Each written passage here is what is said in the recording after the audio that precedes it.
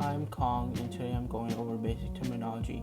Meet my friend Hamilton. He's starting to become a physician assistant, but he's having a hard time with medical terminology. How about we help him out with it? First of all medical terms are made up of different word parts, which include roots, combining forms, suffix, and prefix. Root words are the central part of a word and significant aspect of the term. Combining forms are often created by combining root words with combining vowels, often O. An example of combining form is audio, which means hearing. The next combining form is gastro, means stomach. The final example of a combining form is cardio, meaning heart.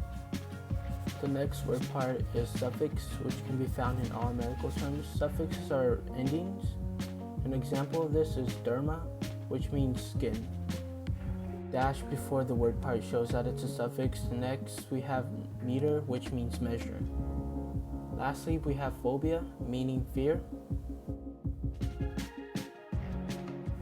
Finally, we have prefix, which are placed at the beginning of a word to modify it or change it.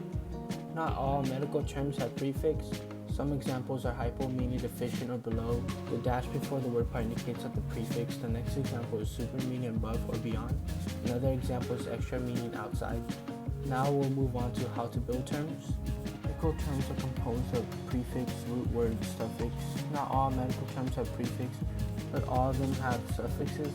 The suffix starts with a vowel, then the vowel of the combining form is not needed.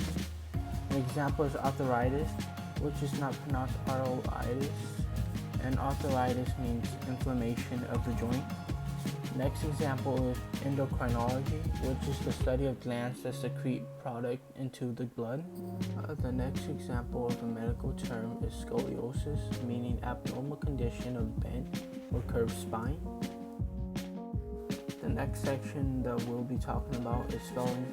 Spelling is a big part of medical terminology because there are many word parts that are similar in spelling but different in definition. An example would be hyper and hypo. Hyper means above and excessive, while hypo means deficient and below. Next, let's move on to how to break down words. An example would be hydrophobia. Hydrophobia has the combining form of hydro and the suffix of phobia. Taking a look at the word, we do not drop the combining vowel because the suffix did not start with a vowel. Phobia means fear and hydro means water. Putting the two word parts together will make the definition fear of water. The next example is toxology. Broken down, the combining form is toxic and the suffix is logi, which means the study of poison effect. The last word we're breaking down is dentist.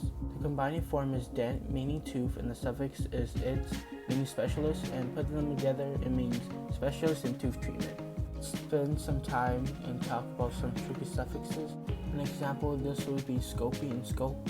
Scopy means the visual exam, while scope means the instrument used for a visual exam. A gastroscopy is an exam of the stomach, while the tool used for it is gastroscope. Another example of tricky suffixes is tomy, stomy, and ectomy. Tomy means the process of cutting, stomy means new opening, ectomy means removal. An example would be cardiotomy, the process of making an incision into the heart.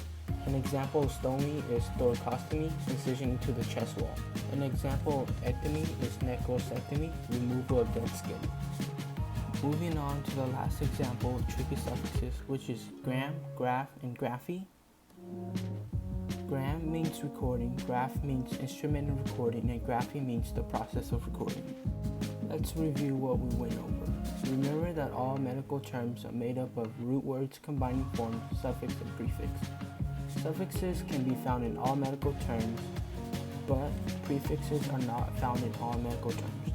Seems like Hamilton got the hang of everything. Thank you for watching.